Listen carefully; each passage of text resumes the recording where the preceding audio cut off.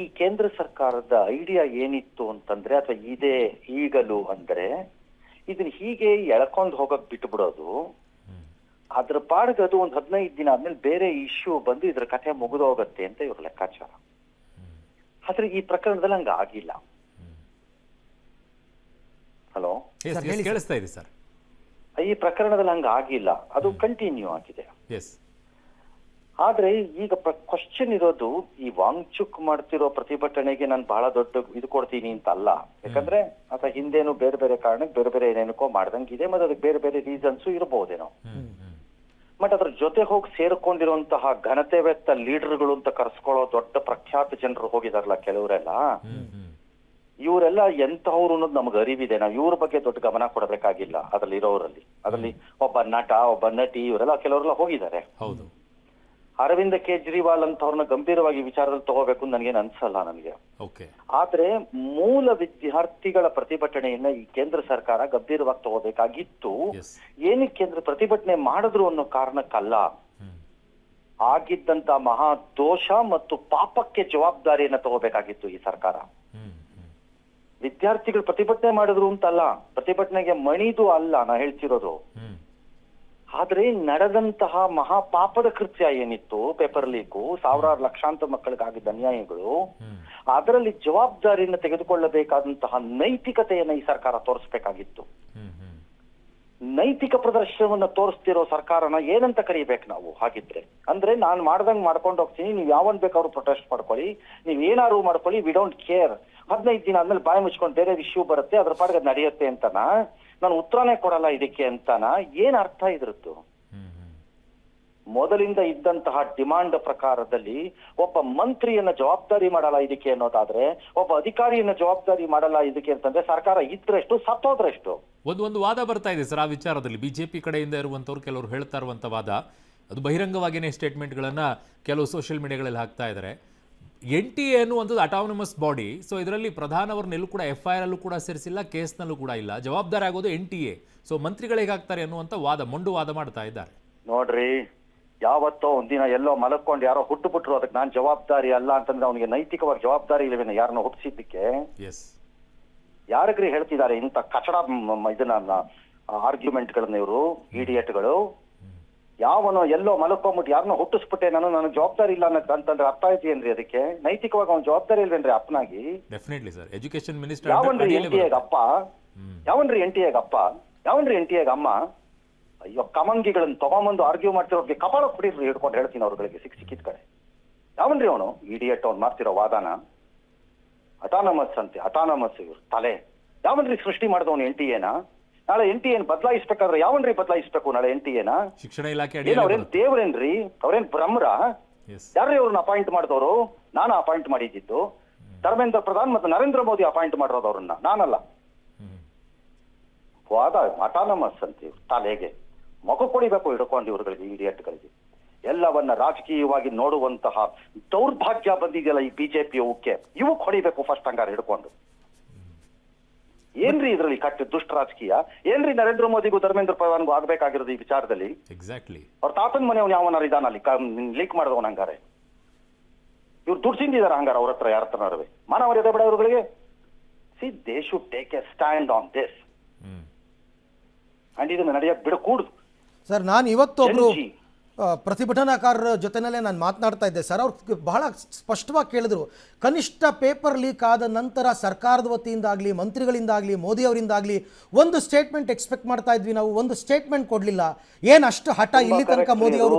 ತುಂಬಾ ಕರೆಕ್ಟ್. ನಾನು ಅದನ್ನೇ ಕೇಳ್ತಿರೋದು. ನರೇಂದ್ರ ಮೋದಿ ಅವರು ನನಗೆ ಬೇಕಾಗಿದ್ದನ್ನು ಮಾತ್ರ ಮಾತಾಡ್ತೀನಿ ಅಂತಂದ್ರೆ ಅದು ಸರಿ ಅಲ್ರಿ? ಹೌದು ಹೌದು, ಕರೆಕ್ಟ್. ಅದು ಸರಿ ಅಲ್ಲ, ಅದು ಆ ನಿಲುವು ಅವ್ರದ್ದು. ನರೇಂದ್ರ ಮೋದಿ ಅವರು ಪೇಪರ್ ಲೀಕ್ ಮಾಡಿದ್ದಾರೆ ಅಂತ ಅವನು ಹೇಳ್ತಾರೆ. ರಾಮ ಜನ್ಮಭೂಮಿ ಕಾಸ್ ಕದ್ರು, ನಾ ಮಾತಾಡಲ್ಲ, ಇದು ನಾನು ನನ್ ಇಷ್ಟ. ಓಕೆ, ಹಾಗಾದ್ರೆ ಮನಮೋಹನ್ ಸಿಂಗ್ಗೆ ಮೌನಿ ಬಾಬಾ ಅಂತ ನೀವ್ ಯಾಕೆ ಕರೆದ್ರಿ? ಹೌದು, ನೀವ್ ಯಾಕೆ ಕರೆದ್ರಿ ಅವ್ರನ್ನ? ಕರೆಕ್ಟ್. ಹಂಗಾಗಲ್ಲ ಇದು. ಒಬ್ಬ ಪ್ರಧಾನ ರಾಮ ಜನ್ಮಭೂಮಿಯಲ್ಲಿ ರಾಮನ ದೇವಸ್ಥಾನ ಅಂತಂದ್ರೆ ನರೇಂದ್ರ ಮೋದಿನೇ ದೇಶ ಜನ ನೋಡಿದ್ರು ತಾನೆ. ಉತ್ತರ ಕೊಡಬೇಕು. ಹಾಗೆ ನೀಟಲ್ಲಿ ಒಂದು ಉತ್ತರ ಬರಬೇಕು ಒಬ್ಬರಿಂದ. ನಿಜ, ಏನೂ ಬರಲ್ಲ. ನಾನು ಇಷ್ಟ ಬಂದಾಗ ನಾನು ಇದ್ಕೋತೀನಿ, ನಾನು ಹೇಳಿದ್ದನ್ನ ಕೇಳಿಸ್ಕೊಳ್ಳಿ ನೀವು ಅಂದ್ರೆ ಏನ್ರಿ ಅರ್ಥ ಇದು? ಕರೆಕ್ಟ್. ನಾನು ಹೇಳ್ತಿರೋದು ಧರ್ಮೇಂದ್ರ ಪ್ರಧಾನ. ಒಬ್ಬ ಆಫೀಸರ್ ಮೇಲೆ NTA ನಲ್ಲಿ ಕ್ರಮ ತಗೊಳ್ಳಿಲ್ವಲ್ರಿ ನೀವು? ಒಬ್ಬ ಆಫೀಸರ್ ಮೇಲೆ ತಗೊಳ್ಳಿಲ್ಲ. ಏನೋ ಇನ್ನೊಂದು ರೌಂಡ್ ಅಲ್ಲಿ ಎಕ್ಸಾಮ್ ಮಾಡಿದ್ದೆ ದೊಡ್ಡ ಸಾಧನೆ ಅನ್ನೋ ತರ ಆಡಿದ್ರಿ. ಆರ್ಮಿ ತಗೊಂಬಂದ್ ಎಕ್ಸಾಮ್ ಮಾಡಿದ್ವಿ ಅಂತ ಬೆಂತಟ್ಕೊಂಡ್ರಿ ಅಯೋಗ್ಯರು. ಒಂದ್ ಹೇಳ್ತೀನಿ, ಸರ್ಕಾರ ನಡೆಸ್ತಿರೋರಿಗೆ ಸಾಮಾನ್ಯ ಪ್ರಜ್ಞೆ ಮತ್ತು ಜನ ಏನ್ ಮಾತಾಡ್ತಿದ್ದಾರೆ ಅಂತ ಕೇಳಿಸ್ಕೊಳ್ಳುವಂತಹ ಬುದ್ಧಿ ಇರಬೇಕು. ನಾನೇ ದೊಡ್ಡ ಮನುಷ್ಯ, ಎಲ್ಲಾ ಕಡೆ ಗೆಲ್ತಾ ಇದ್ದೀನಿ, ನನ್ನ ಸರ್ಕಾರ ಇದೆ, ಯಾವನೇನ್ ಮಾಡ್ಕೋತಾನೆ ಅನ್ನೋ ದಿಮಾಕಕ್ಕೆ ಬರಬಾರದು. ಆಡಳಿತದಲ್ಲಿ ಇದ್ದವರು ಸ್ವಲ್ಪ ಅಂತಹ ದಿಮಾಕಗಳ ಪ್ರದರ್ಶನವನ್ನ ಹೆಚ್ಚು ಮಾಡ್ಕೋತಿದ್ದಾರೆ. ಯಾಕಂದ್ರೆ ಸತತವಾದ ಅಧಿಕಾರ ಹಿಡಿದಾಗ ಇಂತಹ ಕೊಬ್ಬು ಸಹಜವಾಗಿ ಬರುತ್ತೆ. ಹೌದು. ಇನ್ನೂ ಒಂದು ದೌರ್ಭಾಗ್ಯದ ವಿಚಾರ ಏನಂದ್ರೆ ಸರ್, ಈ ಕೊಬ್ಬನ್ನ ಇಳಿಸೋದೇ ಪ್ರಜಾಪ್ರಭುತ್ವ ಅನ್ನೋದು ನೆನಪಿರಬೇಕು ಅವ್ರಗಳಿಗೆ. Yes sir. ಇನ್ನೂ ಒಂದು ವಿಚಾರ ಏನಂದ್ರೆ ಸರ್, ಇವತ್ತು ಸೆಷನ್ನಲ್ಲಿ, ರಾಜ್ಯಸಭೆಯಲ್ಲಿ, ಲೋಕಸಭೆಯಲ್ಲಿ ವಿರೋಧ ಪಕ್ಷದವ್ರು ಕೇಳಿದರೆ ನೀಟ್ ಎಕ್ಸಾಮ್ ಬಗ್ಗೆ ನಾವು ಮಾತನಾಡಬೇಕು, ಉತ್ತರ ಕೊಡ್ಬೇಕು ನೀವು ಅಂತ ಅಂದ್ಬಿಟ್ಟು ಸ್ಪೀಕರ್ ಅದಕ್ಕೆ ಅವಕಾಶ ಕೊಡಲ್ಲ ಅಂತಂದ್ರೆ ಹಾಗಾದ್ರೆ ಇನ್ನೆಲ್ಲಿ ನಾವು ಉತ್ತರ ನಿರೀಕ್ಷೆ ಮಾಡೋದಕ್ಕೆ ಸಾಧ್ಯ ಸರ್? ಇದನ್ನೇ ನಾನು ಹೇಳ್ತಿರೋದು. ಡಿಬೇಟ್ ಮಾಡೋಣ ಅಂದ್ರೆ ಸ್ಪೀಕರ್ ಅವಕಾಶ ಕೊಡಲ್ಲ. He will act like an agent of A ruling party. NTA ಕೇಳೋಣ ಅಂದ್ರೆ ಅಟಾನಮಸ್ ಬಾಡಿ ಅಂತೀರಿ.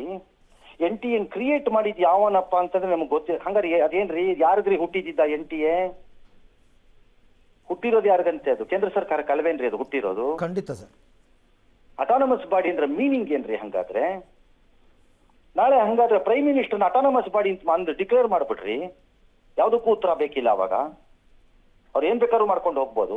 ಎಲ್ಲ ಮಂತ್ರಿಗಳನ್ನು ಅಟಾನಮಸ್ ಅಂತ ಡಿಕ್ಲೇರ್ ಮಾಡ್ಬಿಟ್ರಿ, ಅವ್ರು ಏನ್ ಬೇಕಾದ್ರೂ ತಿನ್ಕೊಂಡು ಸಾಯ್ಲಿ ಹೋಗಿ ಹೇಸ್ಗೆನ ಹಾಳಾದವರು. ಅಟಾನಮಸ್ ಅಂತ ಡಿಕ್ಲೇರ್ ಮಾಡ್ರಿ ಅವ್ರನ್ನ. ಯಾಕ್ರಿ ಟಿವಿನ ಅಟಾನಮಸ್ ಅಂತ ಡಿಕ್ಲೇರ್ ಮಾಡಲ್ಲ? ಅದಕ್ಕೆ ಯಾಕ್ರಿ ರೂಲ್ಸ್ ಹಾಕ್ತೀರಿ? ಅಟಾನಮಸ್ ಅಂತ ಡಿಕ್ಲೇರ್ ಮಾಡ್ರಿ, ನಮ್ಮನ್ನು ತೋರಿಸ್ತೀವಿ ನಿಮ್ಗಾಗ ಮೂತಿ ಹೆಂಗ್ ಕೆಸತೀವಿ ಅಂತ. ಈ ಸರ್ಕಾರ ನೀಟ್ ವಿಚಾರದಲ್ಲಿ ಮಕ್ಕಳ ಜೊತೆ ಆಟ ಆಡಿದೆ. ನನ್ನ ಪ್ರಕಾರದಲ್ಲಿ ಜವಾಬ್ದಾರಿಯನ್ನು ತಗೊಳ್ಳಬೇಕಾಗಿದ್ದವರು ಓಡ್ ಹೋಗಿದ್ದಾರೆ. ಕಚಡಗಳ ತರ ಔಸಿಟ್ಕೊಂಡು ಶಿಖಂಡಿಗಳ ತರ ವರ್ತನೆ ಮಾಡಿದ್ದಾರೆ. ಯಾವನವನು ಜವಾಬ್ದಾರಿ ಅನ್ನೋದನ್ನ ಹೇಳಿ ದೇಶಕ್ಕೆ, ಅವನ ಮೇಲೆ ಕ್ರಮ ತಗೊಳ್ಳಿ. That is all we are asking. ನೋಡಿ, ಇವತ್ತು ಸರ್ ಪ್ರಶ್ನೆ ಪತ್ರಿಕೆ ಕಾಂಗ್ರೆಸ್ ಇದ್ದಾಗ್ಲೋ ಇನ್ನೊಂದು ಪಕ್ಷ ಇದ್ದಾಗ್ಲೋ ಅಧಿಕಾರದಲ್ಲಿ ಪ್ರಶ್ನೆ ಪತ್ರಿಕೆ ಲೀಕ್ ಆಗಿಲ್ಲ ಅಂತ ನಾವು ಹೇಳೇ ಇಲ್ರಿ. ಹೌದು, ಅವಾಗ್ಲೂ ಆಗಿದೆ, ಅವತ್ತು ಆಗಿದೆ, ನಾಳೆನೂ ಆಗ್ಬೋದ್ರಿ. ಆದ್ರೆ ಆದಾಗ ನಮ್ರತೆಯಿಂದ ತಲೆಬಾಗಿ ಅದರ ಜವಾಬ್ದಾರಿ ತಗೊಳ್ಳೋನು ದೊಡ್ಡ ಮನುಷ್ಯ. ನಂದು ಏನೂ ಆಗಿಲ್ಲ, ಮಾತಾಡ್ತಿರೋರೇ ದೇಶದ್ರೋಹಿಗಳು ಅಂತ ಕರೆದವನನ್ನ ಏನಂತ ಕರೆಯೋಣ? ಅವನನ್ನ ನಾವು ಯಾವನ್ರಿ ದೇಶದ್ರೋಹಿ? ನಿಮ್ ತಾತ ದೇಶದ್ರೋಹಿ, ನಾವಲ್ಲ. ಯಾರಿಗೆ ದೇಶದ್ರೋಹಿ ಅಂತ ಕರೀತಿದ್ದೀರಿ ನೀವು? ನಿಮಗ್ ಬೇಕಾದಾಗ ಓಟ್ ಹಾಕಿಸ್ಕೊಳಕ್ಕೆ ದೇಶ ಪ್ರೇಮಿಗಳು, ಓಟ್ ಹಾಕಿಸ್ಕೊಂಡ್ಮೇಲೆ ದೇಶದ್ರೋಹಿಗಳೇನ್ರಿ? ನರೇಂದ್ರ ಮೋದಿಗೆ ಸಪೋರ್ಟ್ ಮಾಡಿರೋದು ಯುವಕರು ಮತ್ತು ಹೆಣ್ಮಕ್ಳು ಅನ್ನೋದನ್ನ ಜ್ಞಾನ ಬೇಡ ಇವ್ರಿಗೆ? ಅವರು ಒಂದು ತೀರ್ಮಾನಕ್ಕೆ ಬಂದಾಗಿದೆ. ನಮ್ಮನ್ನ ಯಾವನು ಏನು ಮಾಡ್ಕೊಳಕ್ಕಾಗಲ್ಲ. ನಮಗ್ ಗೊತ್ತಿದೆ ಹೆಂಗ್ ನಿಭಾಯಿಸ್ಬೇಕು ಎಲ್ಲಾನು. ಈ ದೇಶನು, ವೋಟ್ ಅನ್ನು ಅಥವಾ ಎಲೆಕ್ಷನ್ ಅನ್ನು ಅಥವಾ ಗೆಲ್ಲೋದನ್ನು ನಾವ್ ಹೆಂಗ್ ನಿಭಾಯಿಸ್ಬೇಕು ನಮಗ್ ಗೊತ್ತಿದೆ. ನಾವ್ ಯಾವನ್ಗೂ ಕೇರ್ ಮಾಡಲ್ಲ ಅನ್ನೋ ತೀರ್ಮಾನಕ್ಕೆ ಅವ್ರು ಬಂದ್ ಆಗೋಗಿದೆ. ರೈಟ್, ಆಯ್ತು. ದೇಶನು ತನ್ನ ತೀರ್ಮಾನಕ್ಕೆ ಯಾವತ್ತೋ ಒಂದ್ ದಿನ ಬರುತ್ತೆ ನೋಡ್ರಿ. ಸೂರ್ಯ ಚಂದ್ರ ಹುಟ್ಟೋದು ಮುಳುಗೋದು ಇಲ್ಲ, ಸೈಂಟಿಫಿಕ್ ಆಗಿಲ್ಲ, ವೈಜ್ಞಾನಿಕವಾಗಿ ಇಲ್ಲ. ಆದ್ರೆ ನಮ್ಮ ನಂಬಿಕೆ ಎಲ್ಲಿದೆ? ಹಾಗಾಗಿ ಒಂದಿನ ಯಾರದ್ದೋ ಒಬ್ಬರ ಮೇಲೆ ಇವತ್ತು ಅವ್ರ ಮನೇಲಿ ಸೂರ್ಯ ಇರ್ಬೋದು, ಒಂದಿನ ಮುಳುಗ್ತಾನ್ರಿ ಅವ್ರ ಮನೆಯಲ್ಲೂ ಸೂರ್ಯ. ಖಂಡಿತ ಸರ್. ಸತ್ಯ ಹೇಳ್ರಿ, ಎಲ್ರಿಗೂ ಬೇಜಾರು, ಕಣ್ಣಲ್ಲಿ ನೀರು.